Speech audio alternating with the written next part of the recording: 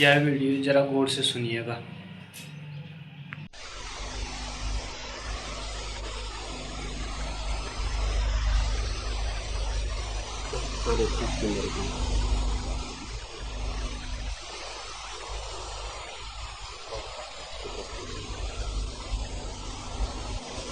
अभी तो संबंध में चर्चा करें, ऐसे मेरा मन है। मेरे पश्चात सबके संबंध में चर्चा नहीं कर सकता, लेकिन फिर भी बहुत इतने भी प्रश्न हैं जिनके आधार पर नहीं चर्चा हो पाएंगी। उनको भी आप समझ सकेंगे कि मेरा क्या उत्तर होता, उनकी मैं बात करूंगा। एक मित्र ने पूछा है कि विज्ञानवाद और धर्मवाद में कैसे मेल बनाया जा सकता है। मेल इन चीजों में बनाना होता है जिनमें कोई विरोध हो। धर्म और विज्ञान में तो कोई विरोध नहीं, इसलिए मेल बनाने की बात ही फिजूल। दो चीजों में दुश्मनी हो तो दोस्ती करवानी होती है, लेकिन दुश्मनी ही न हो तो दोस्ती का सवाल क्या है। धर्म और विज्ञान में विरोध नहीं है, विज्ञान और अंधविश्वास में विरोध है, और अंधविश्वास धर्म नहीं। अंधविश्वास को ही क्योंकि हम धर्म समझते रहे हैं, इसलिए कठिनाई खड़ी हो गई। अन्यथा धर्म से ज्यादा वैज्ञानिक तो और कोई चीज नहीं। विज्ञान तो एक पद्धति है, एक मेथड है सत्य की खोज का। जब उस पद्धति का हम उपयोग करते हैं पदार्थ के लिए तो साइंस जम जाती है, और जब उसी पद्धति का उपयोग करते हैं हम चेतना की खोज में तो धर्म जम जाता है। विज्ञान का एक प्रयोग साइंस है, दूसरा प्रयोग धर्म है। विज्ञान एक पद्धति है, साइंटिफिक एटीट्यूड, वैज्ञानिक दृष्टिकोण देखने का एक ढंग है। लेकिन ये प्रश्न इसीलिए उठाया होगा तुम्हारे मनों में क्योंकि जिसे हम धर्म कहते हैं वो विज्ञान से बड़े विरोध में मालूम पड़ता है। तो स्मरण रखना, वो धर्म ही नहीं है जो विज्ञान के विरोध में पड़ जाता हो, वो होगा कोई अंधापन, कोई सुपरस्टिशन। और अंधविश्वास विज्ञान के मार्ग में ही बाधा नहीं है, धर्म के मार्ग में भी बाधा है। इसलिए दुनिया में बढ़ रही वैज्ञानिक रुचि उस सारे धर्म को जला के नष्ट कर देगी जो धर्म नहीं, और इस वैज्ञानिक क्रांति से गुजर जाने के बाद जो शेष रह जाएगा वही खरा सच्चा सोना होगा, वही धर्म होगा। विरोध नहीं है उन दोनों बातों में। और दुनिया के जो लोग सच में धार्मिक थे उनसे ज्यादा वैज्ञानिक आदमी खोजना कठिन। महावीर या बुद्ध या क्राइस्ट, इनसे ज्यादा वैज्ञानिक मनुष्य खोजना कठिन है। इन्होंने विज्ञान की खोज अपनी ही चेतना पर की, खुद के भीतर जो रहस्य छिपा है उसे जानना चाहते। रहस्य बाहर ही नहीं है, भीतर ही है। पत्थर कंकड़ में, पानी में, मिट्टी में ही रहस्य नहीं है, रहस्य मुझ में भी है, हमारे भीतर भी कुछ है। तो हम पदार्थ को भी जानते रहेंगे या उसको भी जो हमारे भीतर छुपी है चेतना, जीवन। जिसे हम अभी विज्ञान करके जानते हैं वो जो बाहर है उसे खोजता है, और जिसे हम धर्म करके जानते हैं वो उसे जो भीतर है। आज नहीं कल दोनों की खोज एक हो जाने वाली। ये खोज बहुत दिन तक दो नहीं रह सकती। तब दुनिया में वैज्ञानिक पद्धति होगी, उसके दो प्रयोग होंगे, पदार्थ पर और परमात्मा पर। निश्चित ही तथाकथित धर्म इसके विरोध में खड़े होंगे। वो इसलिए खड़े होंगे कि हिंदू और मुसलमान, जैन और ईसाई, अगर विज्ञान का प्रयोग हुआ आत्मा के जीवन में भी तो ये सब नहीं बच सकेंगे। धर्म बचेगा, हिंदू नहीं बच सकेगा, मुसलमान, जैन, ईसाई नहीं बच सकेगा, क्योंकि विज्ञान जिस दिशा में भी काम करता है वहीं यूनिवर्सल पर, सार्वलौकिक पर पहुंच जाता है। कोई हिंदू गणित हो सकता है, या मुसलमान केमिस्ट्री हो सकती है, या ईसाई फिजिक्स हो सकती है। कोई हंसेगा अगर कोई ये कहेगा कि मुसलमानों की फिजिक्स अलग, हिंदुओं की अलग, तो हम हंसेंगे, हम कहेंगे तुम पागल हो। पदार्थ के नियम तो वही है, एक ही है सारी दुनिया में, सब लोगों के लिए। तो एक ही फिजिक्स है, ना हिंदुओं की अलग है, ना मुसलमानों की, ना ईसाइयों की। धर्म भी कैसे अलग अलग हो सकते हैं? जब पदार्थ के नियम एक हैं तो परमात्मा के नियम कैसे अलग अलग हो सकते हैं? जो बाहर की दुनिया है, जब उसके नियम सार्वलौकिक हैं, यूनिवर्सल है, तो मनुष्य के भीतर जो चेतना छिपी है, जीवन छिपा है, उसके नियम भी अलग अलग नहीं हो सकते, उसके नियम भी एक ही होंगे। इसलिए वैज्ञानिक धर्म के जन्म में ये तथाकथित धर्म सब बाधा बने हुए। वो नहीं चाहते कि वैज्ञानिक धर्म का जन्म हो। साइंटिफिक रिलीजन का जन्म दुनिया के सभी संप्रदायों की मृत्यु की घोषणा होगी, इसलिए वो विरोध में है। इसलिए वो विज्ञान के विरोध में है, क्योंकि वैज्ञानिकता का अंतिम प्रयोग उन सबको बहा ले जाएगा और समाप्त कर देगा। पर मुझे तो लगता है इससे शुभ घड़ी दूसरी नहीं हो सकती कि ये सब बह जाएं, दुनिया से संप्रदाय बह जाएं, हिंदू, मुसलमान, जैन, ईसाई का फासला बह जाए, आदमी बच रहे। क्योंकि इस फासले ने बहुत खतरा पैदा कर दिया। इस फासले ने मनुष्य को मनुष्य से तोड़ दिया, और जो चीज मनुष्य को मनुष्य से ही तोड़ देती हो, वो चीज मनुष्य को परमात्मा से कैसे जोड़ सकेगी? वो नहीं जोड़ सकती। इसलिए धर्मों के नाम पर जो कुछ हुआ है, चर्च और मंदिर और शिवालय ने जो कुछ किया है, उसने मनुष्य को कल्याण और मंगल की दिशा नहीं दी, बल्कि हिंसा, रक्तपात, युद्ध और घृणा का मार्ग दिया। सारी जमीन पर मनुष्य को एक दूसरे का दुश्मन बना दिया। धर्म तो प्रेम है, लेकिन धर्मों ने तो घृणा सिखा दी। धर्म तो सबको एक कर देगा, लेकिन धर्मों ने तो सबको तोड़ दिया है।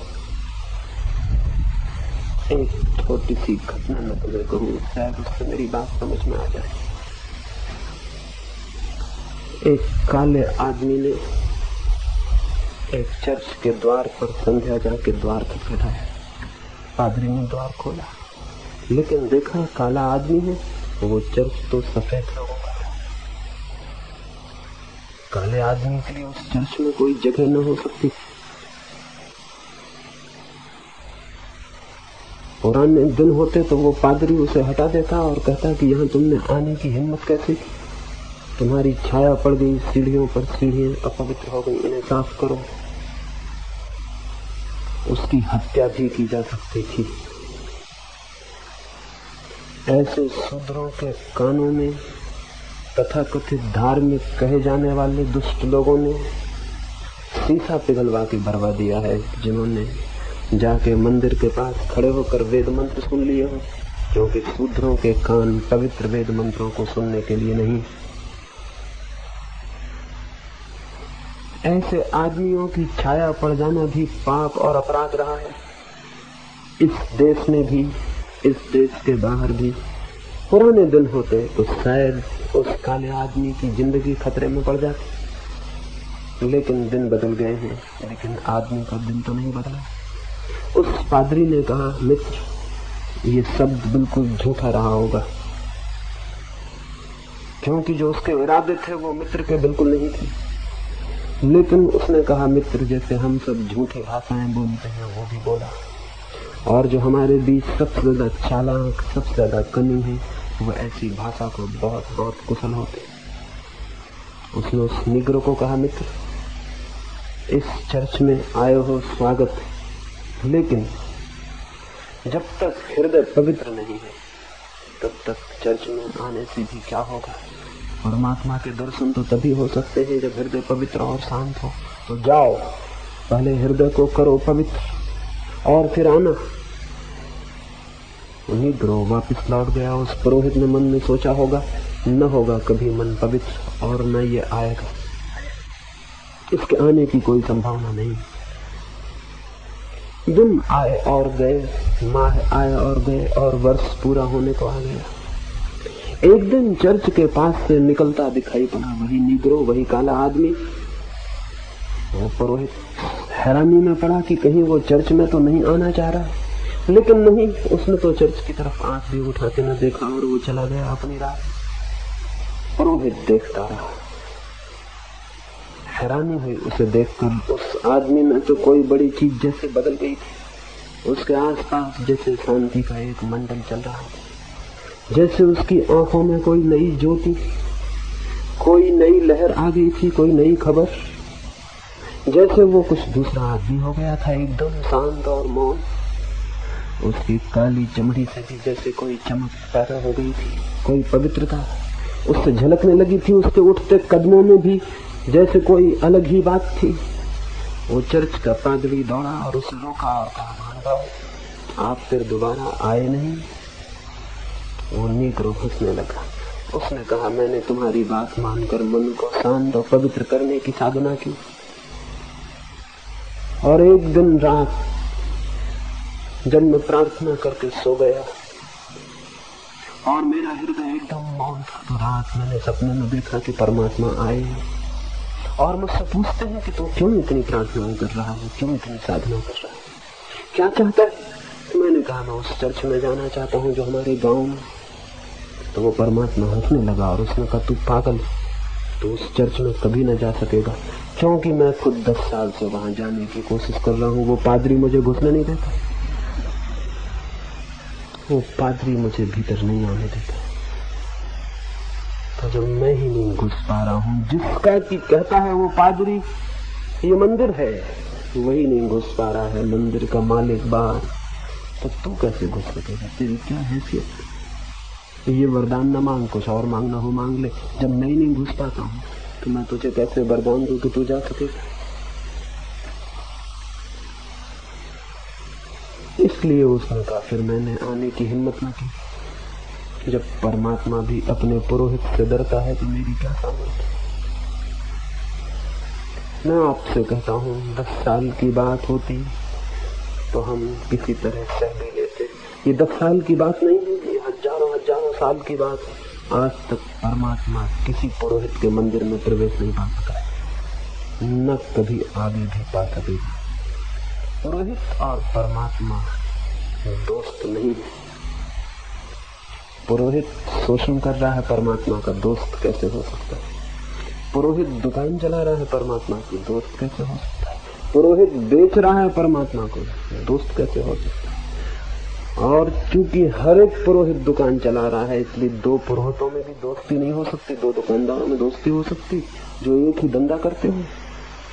प्रतिस्पर्धा हो सकती है, दोस्ती कहाँ? दुश्मनी हो सकती है, गला काट प्रतियोगिता हो सकती है, दोस्ती नहीं हो सकती। इसलिए हिंदू और मुसलमान में झगड़ा है।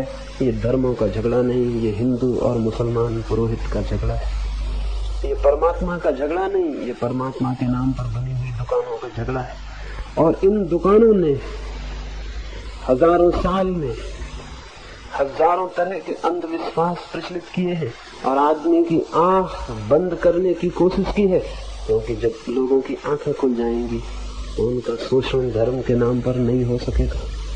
और आई हुई विज्ञान की रोशनी ने इन सारे पुरोहितों को बड़ी घबराहट पैदा कर दी। वो बहुत बेचैन हो गए और वो कह रहे हैं कि धर्म और विज्ञान में दुश्मनी है, धर्म बात अलग है, विज्ञान बात अलग है। वो तो पूरी कोशिश उन्होंने ये की है कि विज्ञान विकसित न हो पाए।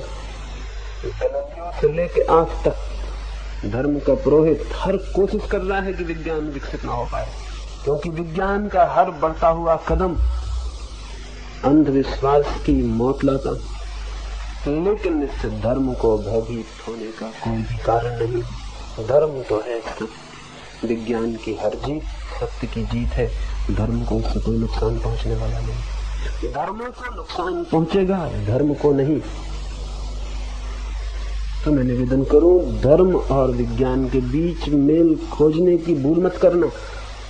अगर मेल करने की कोशिश की तो वो मेल धर्मों और विज्ञान के बीच होगा, जो कभी नहीं हो सकता। लेकिन धर्म और विज्ञान के बीच तो सदा से मेल है, वो तो एक ही सत्य के दो पहलू हैं। इसलिए उस संबंध में मैं नहीं बता सकता कि कैसे मेल हो सकता है, क्योंकि मुझे आज तक यही समझ में नहीं आ पाया कि कोई झगड़ा हुआ। एक छोटी सी घटना और दूसरे प्रश्न को मैं लूंगा। हेनरी थारो मरण शैया पर पड़ा हुआ, कभी किसी ने उसे चर्च जाते नहीं देखा। कोई भला आदमी कभी नहीं जाता, भला आदमी था। कभी किसी ने उसे प्रार्थना करते नहीं देखा। कौन सज्जन आदमी कब प्रार्थना करता है? कभी किसी ने उसे बाइबल की पूजा करते नहीं देखा।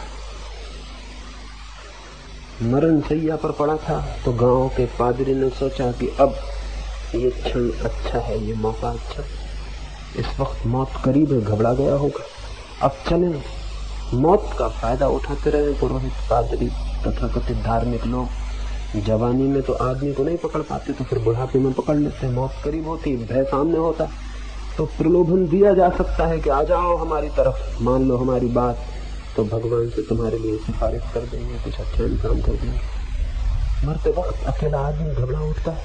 इसलिए तो चर्चों और मंदिरों में बूढ़े और बूढ़ियां दिखाई पड़ते हैं, कोई जवान आदमी दिखाई नहीं पड़ता। ये आकस्मिक नहीं है, ये कोई एक्सीडेंटल बात नहीं है, इसके पीछे कोई राज है।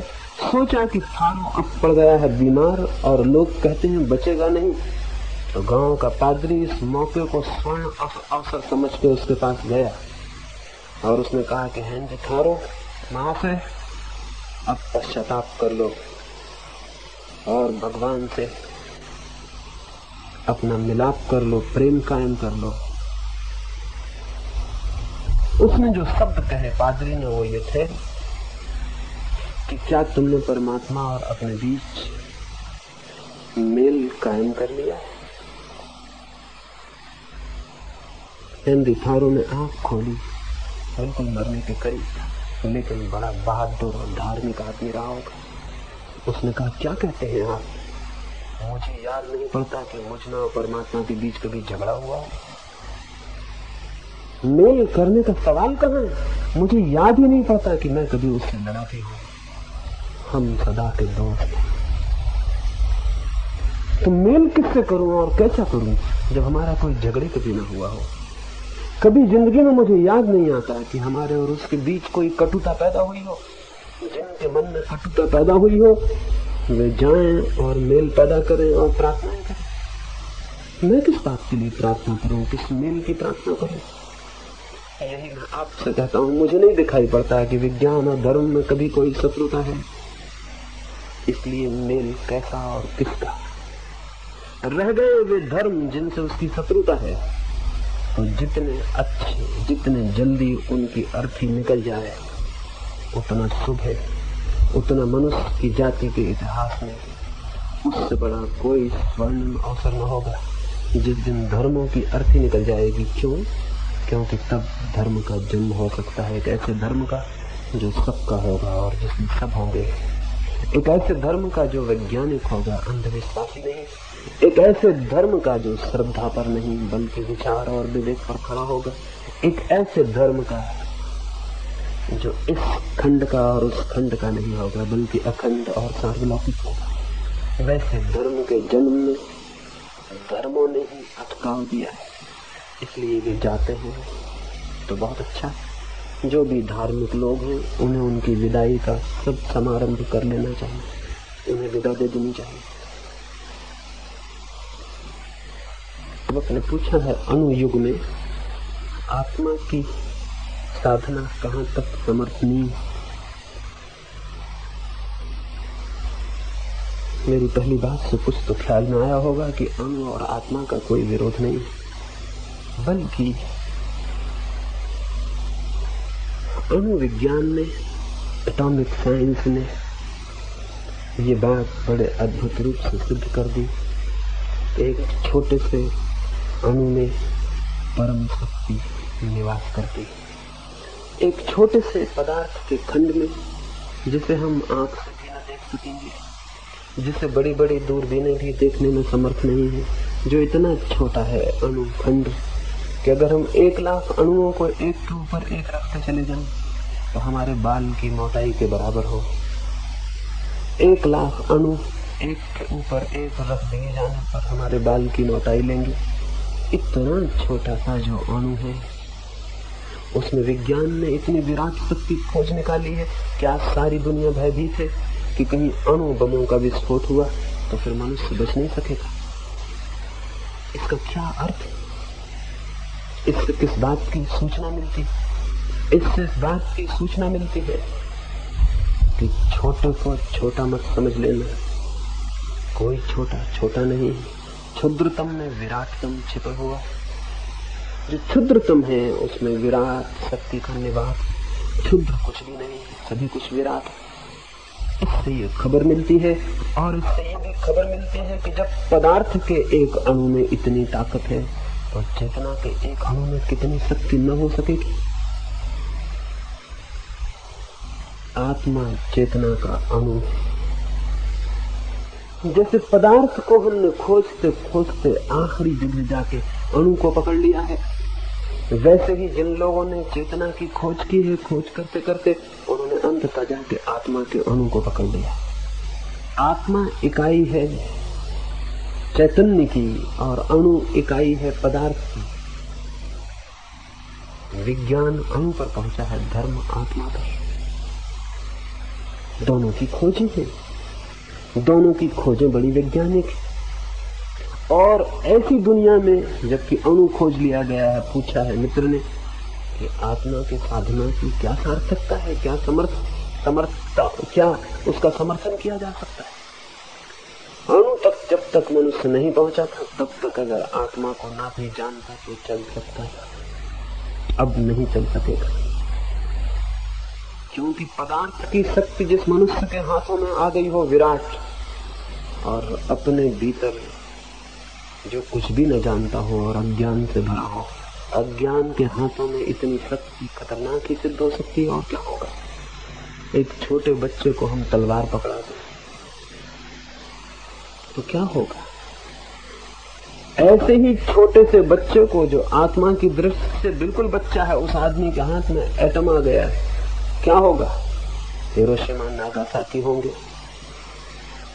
युद्ध होंगे, आज नहीं कल सारी दुनिया को डुबाने का आयोजन होगा। मनुष्य के हाथ में उतनी ही शक्ति शुभ है जितनी उसके भीतर शांति हो। भीतर शांति ना हो, बाहर शक्ति हो तो बहुत खतरनाक है ये मेल। और भीतर शांति पैदा होती है उसी मात्रा में जिस मात्रा में मनुष्य चेतना से परिचित होता है। बाहर शक्ति उपलब्ध होती है उसी मात्रा में जितना मनुष्य पदार्थ के अंतिम से अंतिम खंड को समझ पाता है। और भीतर शक्ति उपलब्ध होती है, शांति उपलब्ध होती है उसी मात्रा में जितना वो स्वयं की अंतिम से अंतिम गहरी से गहरी अवस्था को समझ पाता है। तो अब तो बहुत जरूरी है, अगर आदमी ने आत्मा को न समझा तो अणु को समझना बहुत महंगा पड़ जाने वाला है। इस नासमझ आदमी के हाथों में अणु सिवाय आत्मघात के और कुछ भी न बन सकेगा। शायद तुम्हें अंदाज भी ना हो कि हमने अपने आत्मघात की बड़ी तैयारी कर रखी है। 50,000 उद्जन बम हमने बना रखे। ये उद्जन बम बहुत ज्यादा है। एक जमीन बहुत छोटी है, इस तरह की 7 जमीनों को बिल्कुल नष्ट कर देने के लिए काफी। आदमी की संख्या तो बहुत थोड़ी है, अभी कोई 3-3.5 अरब। इससे 7 गुने आदमी हो तो उन सबको मारने का हमने इंतजाम कर रखा है। अगर आदमी के भीतर कोई शांति का सुराग नहीं खोजा जा सका तो क्या होगा? ये सारी तैयारी का क्या होगा? एक राजनीतिज्ञ पागल हो जाए। और मजे की बात यह है कि बिना पागल हुए कोई राजनीतिज्ञ कभी होते ही नहीं। और अगर एक राजनीतिज्ञ पागल हो जाए तो सारी दुनिया के विनाश की ताकत उसके हाथ में। और राजनीतिक को हम भली भांति जानते हैं कि किस तरह का आदमी होता है। दुनिया अच्छी होगी तो इस तरह के आदमी का हम चिकित्सालय में इलाज करवाएंगे, लेकिन अभी हम उसको मुख्यमंत्री बनाते, प्रधानमंत्री बनाते। हमारे बीच जो आज सबसे रुग्ण मस्तिष्क का आदमी है उसके हाथ में सबसे ज्यादा ताकत है, और उस ताकत के पास विज्ञान ने अणु की शक्ति दे दी है। क्या होगा? अमेरिका का एक राजनीतिक गुस्से में आ जाए, रूस का एक राजनीतिक गुस्से में आ जाए, क्या होगा? उसका गुस्सा सारी दुनिया की मौत बन सकता है। उसके हाथ में अपरिसीम ताकत मिल गई। इस ताकत के विरोध में सारे जगत में आत्मिक शक्ति का आविर्भाव होना चाहिए, नहीं तो मनुष्य के जीवन के दिन बहुत इने गिने हैं। ये जिंदगी बहुत दिन चलने वाली नहीं। तैयारी हमारी पूरी हो गई है, विस्फोट किसी भी दिन हो सकता है। इसलिए ये मत पूछो कि अणुयुग में आत्मा की साधना की क्या सार्थकता। पुराने दिनों में आत्मा न भी साधी जाती तो चल जाता, लकड़ी वगैरह से लड़ाई करनी पड़ती थी, तीर भाले चलाने पड़ते थे, कुछ बड़ा खतरा नहीं था। हिंसा बहुत सीमित थी। अशांत आदमी के पास बहुत बड़ी ताकत नहीं थी, लेकिन आज तो बहुत बड़ी ताकत है और आदमी बिल्कुल अशांत है। ये आदमी शांत होना चाहिए। इसका शांत हो जाना एकदम अपरिहार्य हो उठा है। एक क्षण भी इसे खोना खतरनाक है।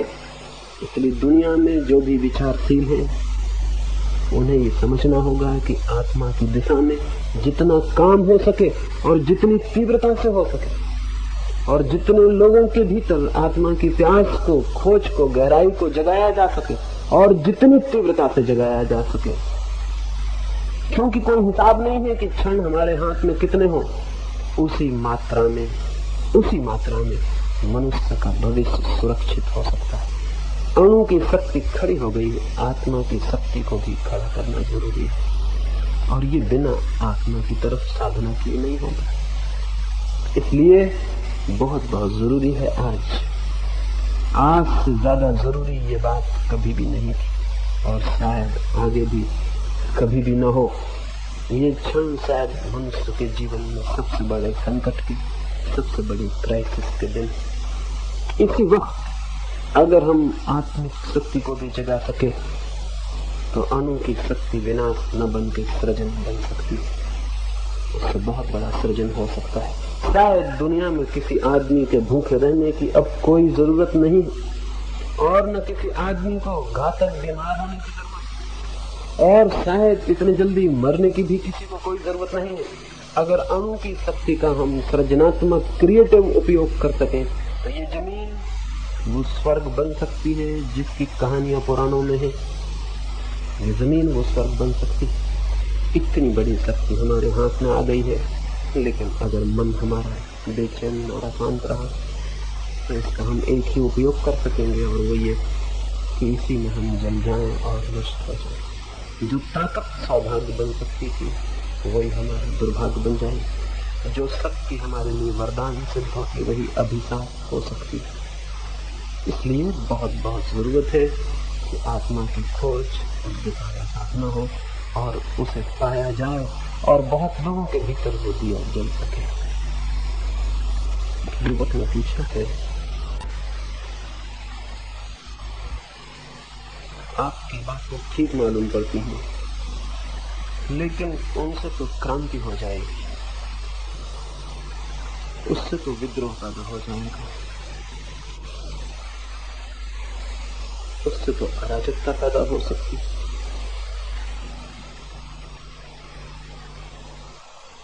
अगर हम ठीक से देखें तो हमारे समाज में जितनी अराजकता है, जितनी अनारकी है, इससे ज्यादा भी अनारकी किसी समाज में कभी हो सकती है। ये समाज जितना बीमार और रुग्ण, जितना अशांत, अभिशापग्रस्त है, कोई और समाज भी इससे ज्यादा अभिशापग्रस्त हो सकता है।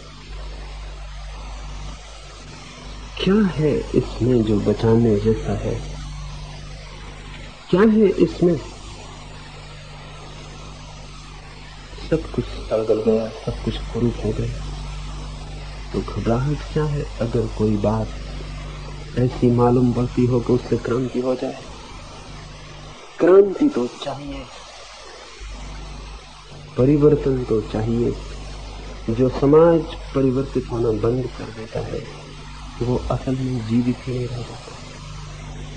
परिवर्तन तो रोज जितना जीवित समाज होगा उतने तीव्र परिवर्तन होते हैं उसके भीतर। जितना जीवंत होता है प्रवाह, उतनी ही दूर की यात्रा करता है, उतने ही नए पथों को खोजता है। क्रांति तो जीवन है, उससे क्या घबराना। और युवक होकर कोई ऐसी बात करे कि क्रांति हो जाएगी और डरे, तो उसे समझ लेना चाहिए वो बूढ़ा हो चुका है, वो युवक नहीं है। एक बूढ़ा आदमी भयभीत हो सकता है, लेकिन जरूरी नहीं होता कि कोई शरीर से बूढ़ा हो गया हो तो बूढ़ा ही हो गया। मैं एक गांव में अभी था, उस गांव के एक धनपति ने मुझे फोन किया और कहा मैं अपनी माँ को भी लाना चाहता हूँ आपको सुनने, लेकिन उसकी उम्र 90 वर्ष और पिछले 40 वर्षों से वो 24 घंटे माला जपती रहती। तो मुझे डर लग रहा है कि कहीं आपकी बातों से चोट न पहुंच जाए और इस उम्र में कहीं उसके मन को बेचैनी न पैदा हो जाए, तो मैं लाऊं या न लाऊं। मैंने उनसे कहा अगर तुम्हारी माँ जवान होती तो मैं कहता ना भी लाओ, तो कोई हर्जा नहीं, अभी वक्त है, लेकिन तुम्हारी माँ के आगे कोई वक्त नहीं है, इसलिए तुम जल्दी ले आओ,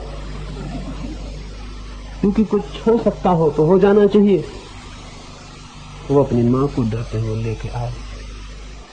सभा के बाद मुझे मिले और कहने लगे मैं बहुत हैरान हूं। सभा से उठने के बाद उन्होंने अपनी माँ को पूछा होगा कैसा लगा।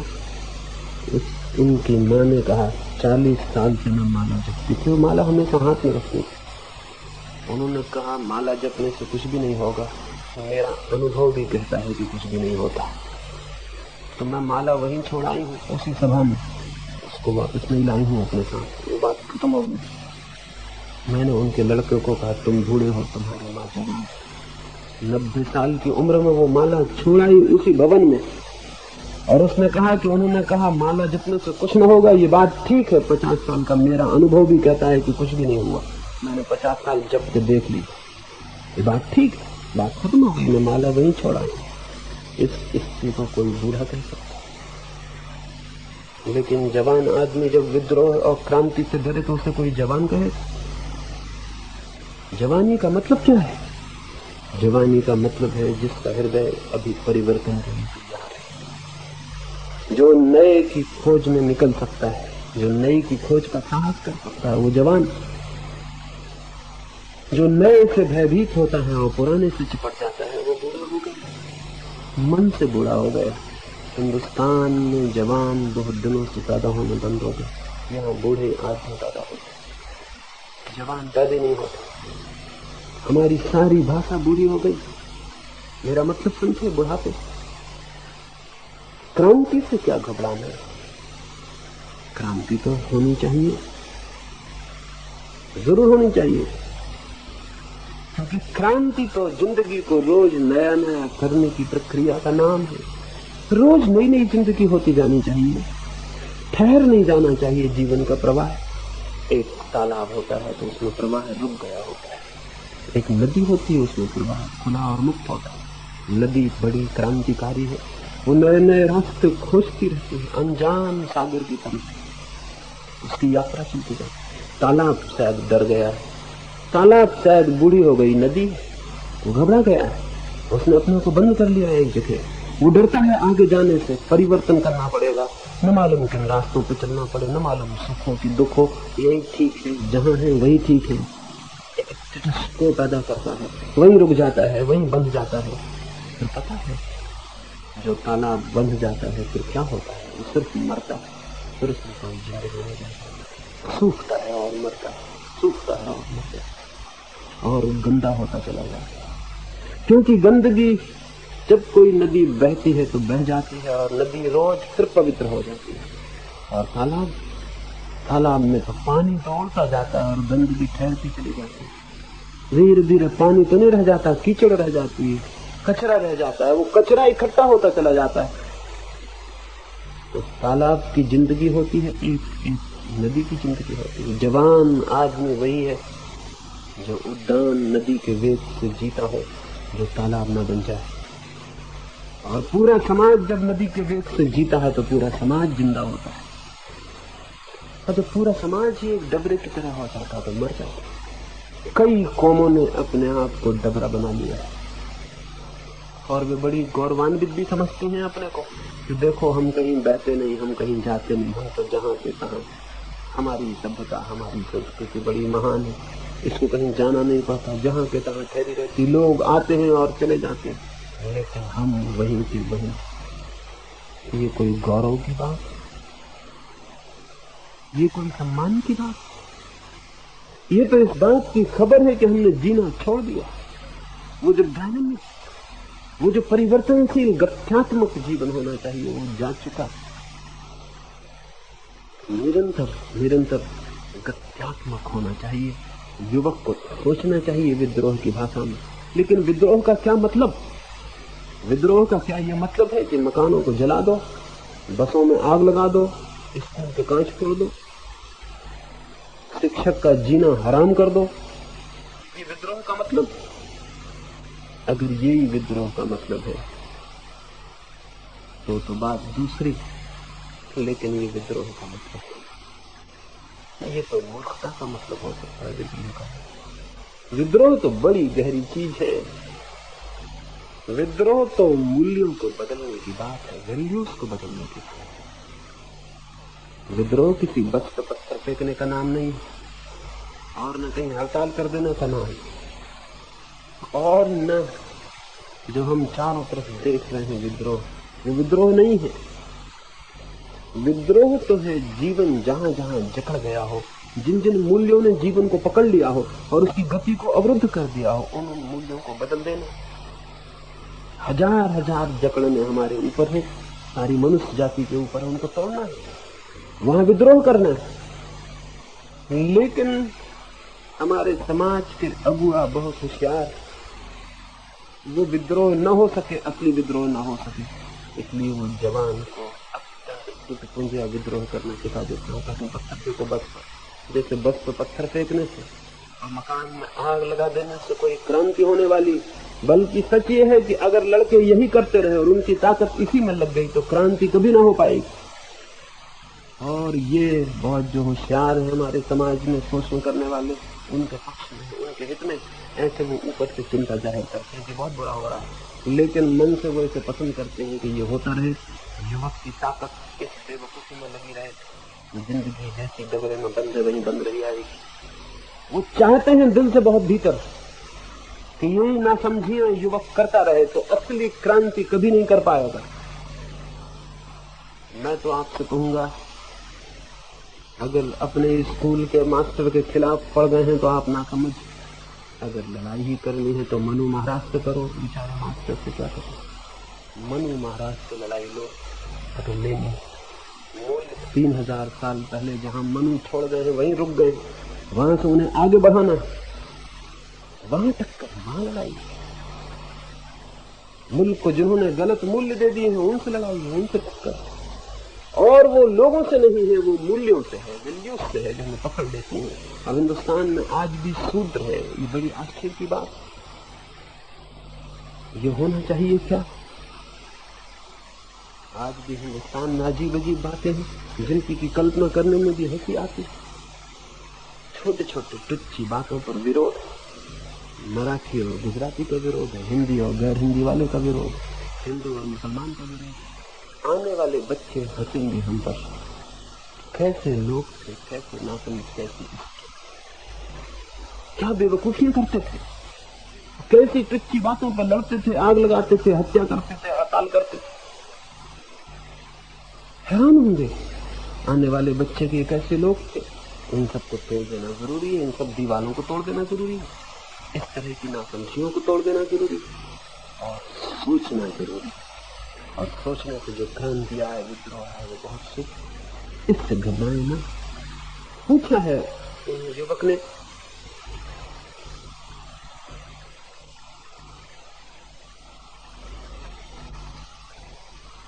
ऐसा जो विद्रोह है, ऐसी जो क्रांति है, ऐसा जो इनकलाब, ऐसा जो परिवर्तन, वो लाने के लिए एक अंधा विवेकहीन युवक कुछ भी नहीं कर सकेगा। चाहिए बहुत जागृत, बहुत होश से भरा हुआ, बहुत विवेक से भरा हुआ, बहुत सावधान। उतनी सावधानी और विचार से अगर युवक बनेगा, क्रांति होगी और उस क्रांति से हित होगा, मंगल होगा। सभी क्रांतियों से मंगल नहीं हो जाता है। अगर क्रांति करने वाला बेहोश है, ना समझ है, तो केवल तोड़ फोड़ करता है, बना कुछ भी नहीं करता। असली क्रांति वो नहीं जो केवल तोड़ती है। असली क्रांति तो वो है जो इसलिए तोड़ती है ताकि कुछ बनाया जा सके, जो इसलिए मिटाती है ताकि कुछ निर्मित किया जा सके, जो जमीन को इसलिए खाली करती है पुराने को ताकि नए का भवन खड़ा हो सके। लेकिन विवेक शून्यता केवल तोड़ती है, विवेक निर्मित करता है। तो वो विवेक चाहिए, उस विवेक की जागृति चाहिए। वो विचार करने से जीवन के संबंध में पैदा होगी। हम तो विचार करते नहीं हैं, हमने तो मान रखे हैं बातें जो किसी ने कह दी, और जब भी हम मान लेते हैं और विचार नहीं करते तो हमारे भीतर विवेक कैसे पैदा होगा। हम हजारों साल से कोई बात कह दी जाती है और हम मानते चले जाते, न हम संदेह करते, न हम विचार करते, न हम ठिठक कर खड़े होते और पूछते कि ये क्या है, ये सच है, ये ठीक।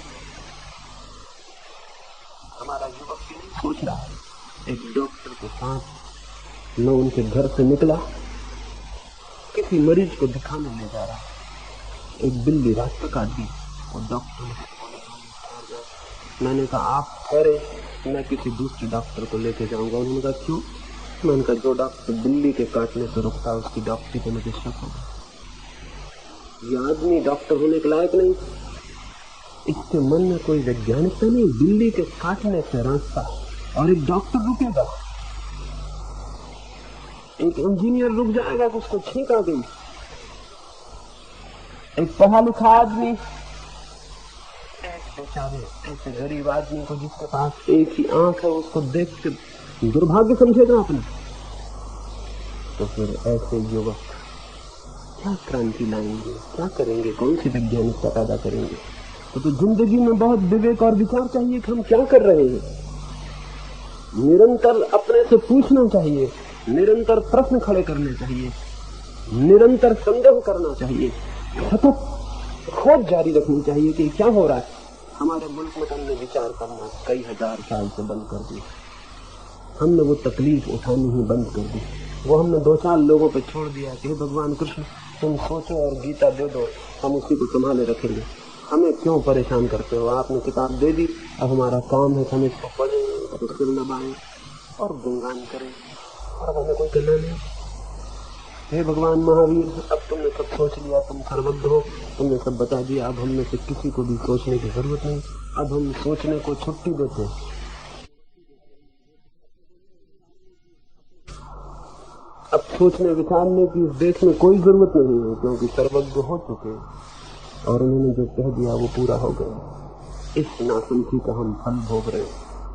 उसकी वजह से हमारे मुल्क में कोई विवेकपूर्ण क्रांति नहीं पैदा हो पा रही, क्योंकि हमने सब छोड़ दिया किसी और पर। जो आदमी सोचना तक दूसरे पे छोड़ दे, उससे अभागा कोई आदमी हो सकता है। फिर उसके पास बचा क्या आदमी कहने लायक? सोचने की ही ताकत थी जो उसे मनुष्य बनाती थी, तो वही उसने त्याग दी। अब वो केवल एक अनुकरण करने वाला, पीछे चलने वाला हो गया। तो मैं तुमसे प्रार्थना करूंगा, निश्चित ही विद्रोही बनो, लेकिन तुम्हारा विद्रोह विवेक पर खड़ा हो, निरंतर विचार से जन्मे। तुम्हारे विद्रोह से अहित नहीं होगा, मंगल हित होगा, सबका हित होगा। और हर चीज पर विद्रोह की जरूरत है। कुछ ऐसा नहीं कि किसी एक बात पर, हम उस विस्तार में नहीं जा सकूंगा, लेकिन हर मुद्दे पर, हर चीज पर बुनियादी विद्रोह और चिंतन की जरूरत हो गई। पूछना जरूरी हो गया फिर से। असल में कोई भी कौम बार बार पूछ लेती है, बार बार नापजोक कर लेती है, नहीं तो भूल में पड़ जाती है। एक छोटा बच्चा है, उसके लिए हम कपड़े बनवाते हैं, फिर जवान हो जाए और वही कपड़े पहने रहे, तो या तो हम उसको पागल कहेंगे, या आदमी पागल है। जो 5 साल के बच्चे के लिए काफी थे, वो 50 साल की उम्र में पहने हुए। वही कपड़े पहने हुए, इसमें सोचा भी नहीं, पूछा भी नहीं कि मैं बदल गया हूं, अब कपड़े को बदल लेना जरूरी है। रोज जिंदगी बदल रही है, रोज समय बदल रहा है, जीवन की धारा रोज रोज नई नई जगहों को पार कर रही है, नई समस्याएं हैं, नए प्रश्न हैं, और हम पुराने कपड़ों में ही कैद। और हमने जिद कर रखी है कि अगर गड़बड़ है तो आदमी को काट छाट के छोटा कर दो, लेकिन हम कपड़े नहीं बदलेंगे। आदमी के पैर थोड़े छोटे कर दो, हर्जा क्या है, थोड़े हाथ काट के छोटे कर दो। इसको कहो कि थोड़ा व्यायाम करो, प्राणायाम करो, छोटे बने रहो, बड़े मत बनो। इसको ही समझाओ कि आसन करो वगैरह करो, लेकिन कपड़े नहीं पहनेंगे, तुम छोटे रहो, तुम बड़े मत हो। यह आदमी की गलती है कि अगर ये बड़ा होता है तो बदलता है, तो कपड़े की क्या गलती? कपड़ा तो बेचारा बहुत अच्छा, और पूर्वज जिस कपड़े को बना गए, बेटों का फर्ज है कि उसी को पहनेगा, यही उनका कर्तव्य है, यही पिताओं के प्रति उनकी आदर भावना है, श्रद्धा। ये आदर है, ये श्रद्धा है। अगर वे बाप दादे वापिस लौट आए तो ऐसे नालायक बच्चों को देख के हैरानी से भर जाएंगे कि हमने जो कपड़े उनके बचपन के लिए बनाए थे बुढ़ापे में पहनेंगे।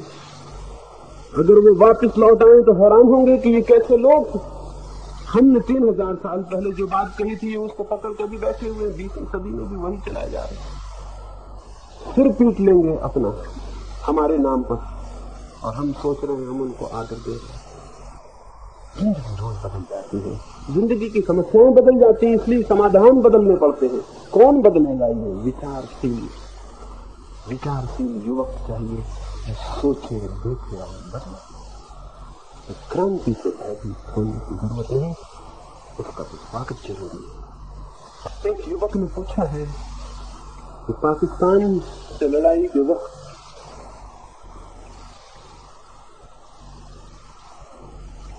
चीन से लड़ाई के वक्त या सीमांत पर जब भी उपद्रव होता है तो हम अपने अहिंसा के सिद्धांत का क्या करें?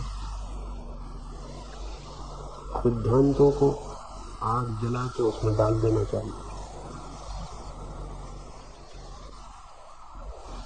सिद्धांतों की कोई जरूरत नहीं है, जिंदगी की जरूरत है।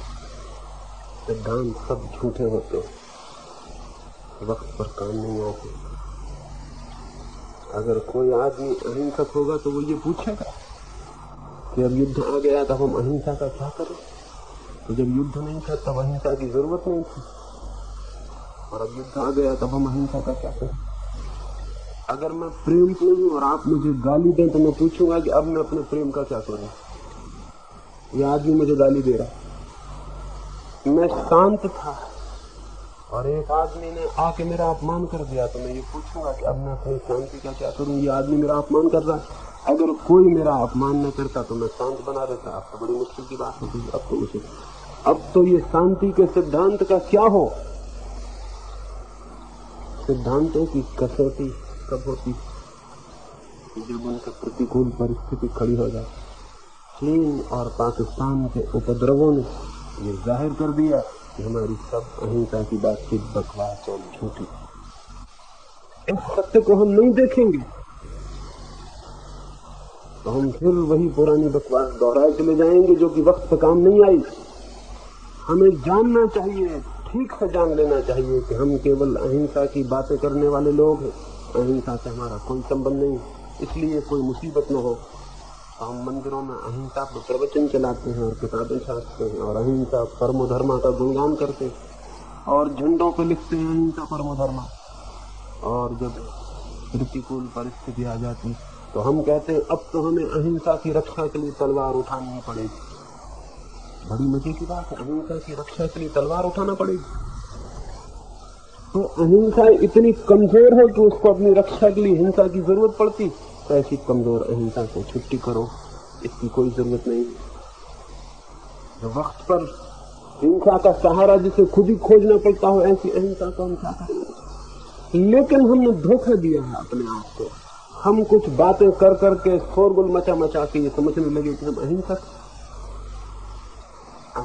खोना इतना सस्ता नहीं है, धर्म इतना सस्ता नहीं है। अहिंसक खोना बड़ी तपस्या से गुजर जाना। अहिंसक खोने का मतलब है जिस व्यक्ति के हृदय से घृणा के, क्रोध के, ईर्ष्या के, प्रतिहिंसा के, महत्वाकांक्षा के, एम्बिशन के समस्त द्वार समाप्त हो गए, जिसका हृदय प्रेम की एक धारा बन गया। फिर उसके साथ कुछ भी स्थिति खड़ी हो जाए, वो मरने को राजी हो जाएगा, लेकिन ये नहीं पूछेगा अहिंसा के सिद्धांत का क्या करें। तो बात ही नहीं है पूछने की। बुद्ध का एक शिष्य था, उसकी दीक्षा पूरी हो गई, उसकी शिक्षा पूरी हो गई। उसने बुद्ध से कहा, अब मैं जाऊं, और आपने जो प्राणवंत संदेश मेरे हृदय में फूका है, मैं उसकी खबर दूर हवाओं तक पहुंचा दूं, दूर किनारों तक, जमीन के। बुद्ध ने कहा, जरूर जाओ, लेकिन इससे पहले कि तुम जाओ मैं कुछ पूछना चाहता हूँ। कहाँ तुम जाना चाहते हो, किस प्रदेश में? बिहार का एक छोटा सा इलाका था, सूखा। उसने कहा, मैं सूखा की तरफ जाऊंगा, वहां अब तक कोई भी भिक्षु नहीं गया। बुद्ध ने कहा, वहां न जाओ तो अच्छा है, तुम युवा हो, अभी नए हो, कहीं और जगह चल दो तो अच्छा है। पूर्ण ने कहा, क्यों ऐसा कहते हैं?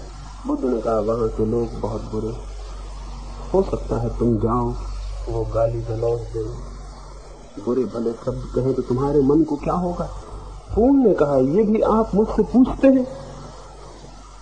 अगर वे मुझे गाली देंगे, शब्द कहेंगे, अपमान करेंगे, तो मेरे मन को होगा भले लोग हैं, सिर्फ गाली देते हैं, इतना ही क्या कम है, मारपीट भी तो कर सकते। बुद्ध ने कहा, और ये भी हो सकता है कि वे मारपीट करें, फिर क्या होगा? तो पूर्ण ने कहा, होगा मेरे मन को भले लोग हैं, सिर्फ मारते हैं, मार भी तो डाल सकते थे। बुद्ध ने कहा, अंतिम बात और पीछे देता हूँ, फिर कुछ भी नहीं पूछूंगा, और अगर उन्होंने तुम्हें मार ही डाला तो मरते क्षण में तुम्हारे मन को क्या होगा? पूर्ण ने कहा, धन्यवाद दूंगा उन लोगों का, भले लोग उस जीवन से छुटकारा करवा दिया जिसमें कोई भूल चूक हो सकती। बुद्ध ने कहा, तुम कहीं भी जाओ, अब सारा जमीन तुम्हारा कर दे, और सब तुम्हारे मित्र हैं, क्योंकि जिसके हृदय में ऐसे अहिंसा का जन्म हो गया हो, उसका कोई भी शत्रु नहीं। उस आदमी को तो हम अहिंसक कह सकते, लेकिन अहिंसा परम धर्म की जय लगाने वालों को नहीं। बेईमान अपने आप को धोखा देने का हम बहुत रास्ता खोज लेते हैं, हम बहुत बेईमान। अहिंसा का नारा लगाते हैं, हिंसा भीतर सुलगती रहती है, उसे सुलगने की वजह से जोर जोर से नारा लगाते हैं। वो जो भीतर सुलग रही है हिंसा, वो जो भीतर चल रहा है क्रोध, वो जो भीतर उबल रही है सब कुछ, तो और जोर जोर से नारा लगाते हैं, और जोर जोर से खूनते हैं, झंडा उठाते हैं। और अगर पड़ोस में कोई दूसरा झंडा उठा ले और तुमसे जोर से नारा लगाने लगे, तो तुम दोनों में झगड़ा भी हो सकता है कि हम श्वेतांबर अहिंसावादी हैं, तुम दिगंबर अहिंसावादी। ये नहीं चल सकता। हम और तुम और आ जाओ, फिर कौन सबसे बड़ा अहिंसावादी, उसको सिद्ध भी करना पड़ेगा। तो अदालत में भी जा सकते हैं, लकड़ी भी चला सकते हैं, हिंसा भी कर सकते हैं, क्योंकि अहिंसा की रक्षा के लिए इन सबकी जरूरत पड़ जाए। ये हम सब कर सकते हैं। सब झूठी बातचीत, और बहुत झूठी बातचीत में हम पड़े रहे, और जब तक इस झूठी बातचीत में हम पड़े रहेंगे, दुनिया में अहिंसा का कैसे जन्म हो सकेगा? एक दुनिया चाहिए जिसमें अहिंसा का जन्म हो, जरूर चाहिए। बिना अहिंसा के मनुष्य का कोई हित नहीं है, कोई मंगल नहीं है। लेकिन कौन लाएगा ये अहिंसा? अहिंसा की बातचीत करने वाले लोग, या वे लोग जो अपने हृदय को एक प्रेम की क्रांति से गुजर जाने। अहिंसा सिद्धांत नहीं है, अहिंसा तो जीवन प्रेम का नाम है। सिद्धांत की मत पूछे, सिद्धांतों से क्या लेना देना है? सिद्धांत किसके काम पड़ते? जीवन प्रेम का नाम है अहिंसा। उसे अपने भीतर पैदा होने दो, और वो जिस दिन पैदा हो जाएगी उस दिन आपके लिए कोई पाकिस्तानी नहीं है, कोई अहिंसक के लिए कोई अपना देश नहीं, कोई पराया देश नहीं। जो ये न कहता कि भारत पर पाकिस्तान का हमला हुआ, बल्कि जो ये कहता है कि भारत और पाकिस्तान की लड़ाई दुर्भाग्यपूर्ण है। जब हम कहते हैं भारत पर हमला हुआ, तो हम भारत के हो जाते हैं और दूसरा हमलावर हो जाता है। दुनिया में ऐसे लोग चाहिए जो हर झगड़े को गृह युद्ध के रूप में देखे, एक दूसरे के ऊपर हमले की शक्ल में नहीं, जैसे घर के दो आदमी लड़ पड़े हो इस तरह से देखे। जो आदमी अहिंसक है वो इसे ही देखेगा कि घर के दो लोग लड़ रहे हैं, एक गृह युद्ध हो रहा है, पाकिस्तान और हिंदुस्तान के भाई लड़ रहे हैं। कोई इस तरह देखेगा जिसके मन में अहिंसा है, और वैसा आदमी युद्ध समाप्त हो इससे मार्ग खोजेगा, इसके लिए श्रम करेगा। हो सकता है इसलिए उसे मरना भी पड़े तो मरे। इस भाषा में वो नहीं सोचेगा कि मेरे देश पर हमला हो गया तो अब अहिंसा के सिद्धांत का क्या करे। जो आदमी कहता है मेरा देश, उसने तो हिंसा को स्वीकार कर लिया।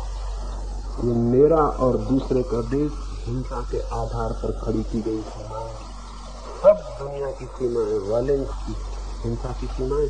प्रेम की कोई सीमा होती? मैं अगर प्रेम से भर जाऊंगा तो मैं ये कहूंगा कि मेरे प्रेम देख के चलना, पाकिस्तान की सीमा आ गई, इससे आगे मत जाना, इधर अपना देश नहीं। मेरे भीतर प्रेम पैदा होगा तो पाकिस्तान की सीमा पर ठिठक से रुक जाएगा। तो देखना इधर बगल में मुसलमान रहता है, ये अपने वाला नहीं, इधर मत जाना। प्रेम कहीं रुकेगा अगर पैदा होगा।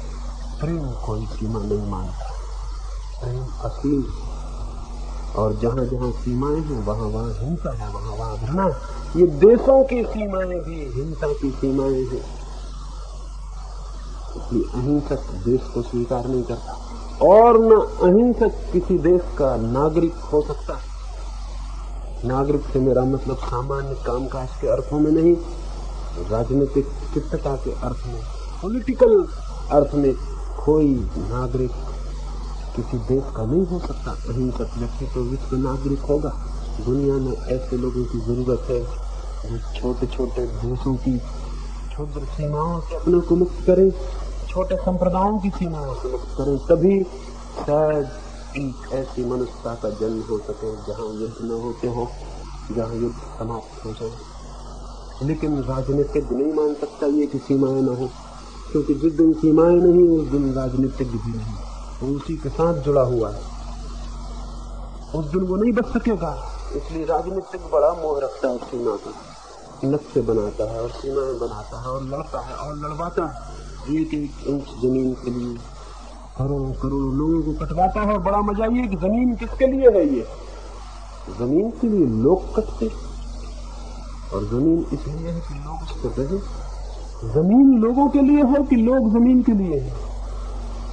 सीमाएं किसके हित के लिए हैं? इसलिए कि इस पर लोग रोज कटे।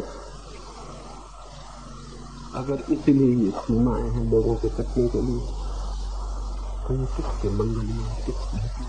वो दुनिया करीब आ रही है। जो जवान है, जो नई पीढ़ी के लोग हैं, वो उस तरफ देखें और उस तरफ श्रम करें। एक दुनिया आए जहाँ कोई सीमाएं न हो, क्षुद्र टुकड़े न हो, मनुष्यता इकट्ठी खड़ी हो सके। ऐसे श्रम में वही लग सकता है जिसका हृदय प्रेम और अहिंसा से भरा हुआ। प्रश्न तो और भी बहुत है, लेकिन अब कठिन होगा कि मैं और प्रश्नों के उत्तर दूं। एक छोटी सी बात कहूंगा और अपनी चर्चा को पूरा करूंगा।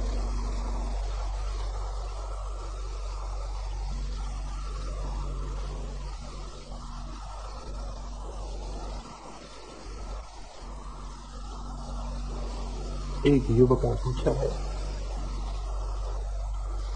पूरब के ऊपर पश्चिम का प्रभाव पड़ रहा है, क्या ये शुभ है? अध्यात्म के ऊपर भौतिकता का प्रभाव पड़ रहा है, क्या ये शुभ है? एक छोटी सी कहानी में अपनी चर्चा पूरी कर दूंगा। रोम में एक बादशाह बीमार पड़ा, उसकी चिकित्सा होनी कठिन हो गई, वो मरने करीब आ गया। इसकी चिकित्सकों ने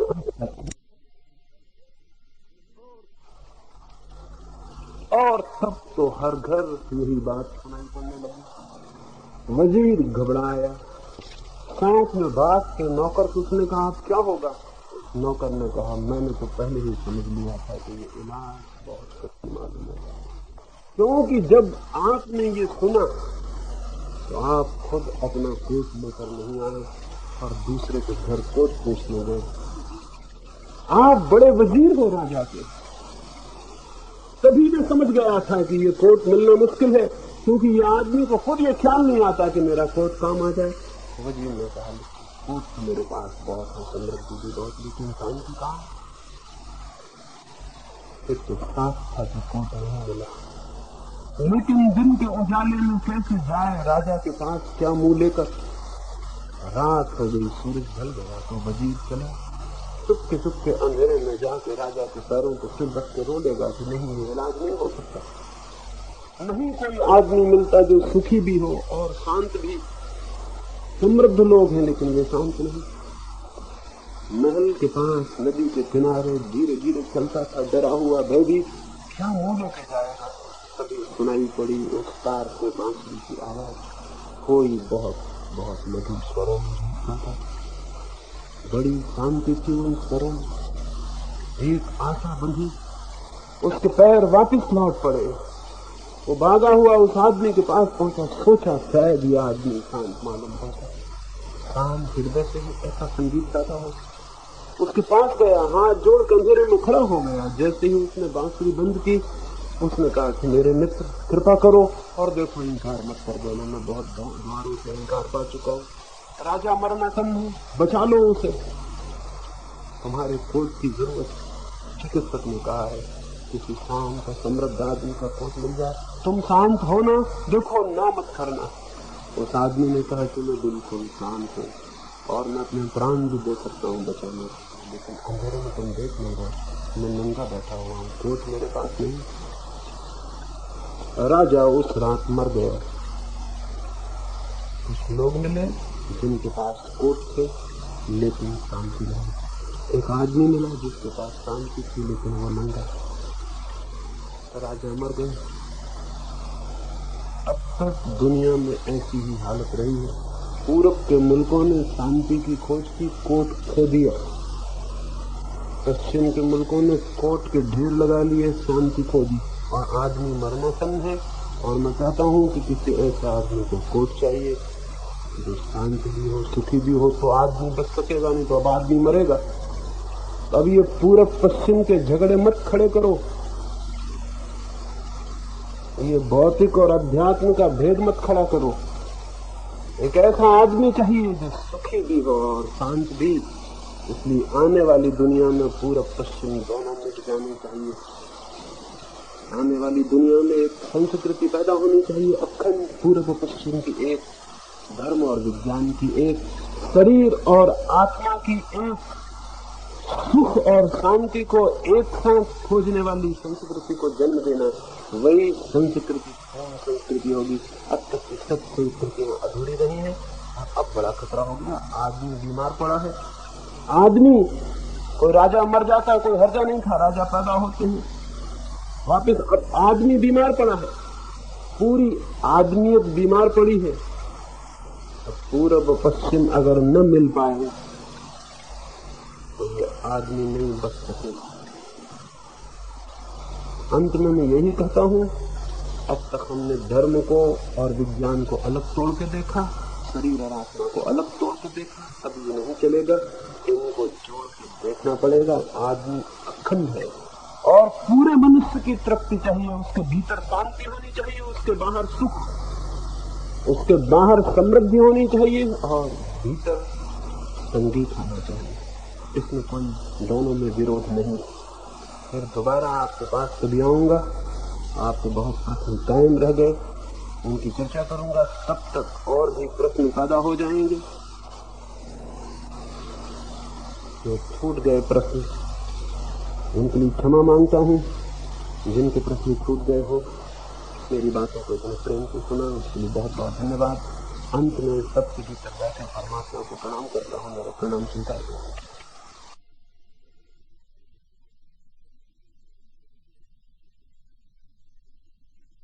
अगर यह वीडियो आपको अच्छी लग रही हो तो वीडियो को लाइक और चैनल को सब्सक्राइब करें।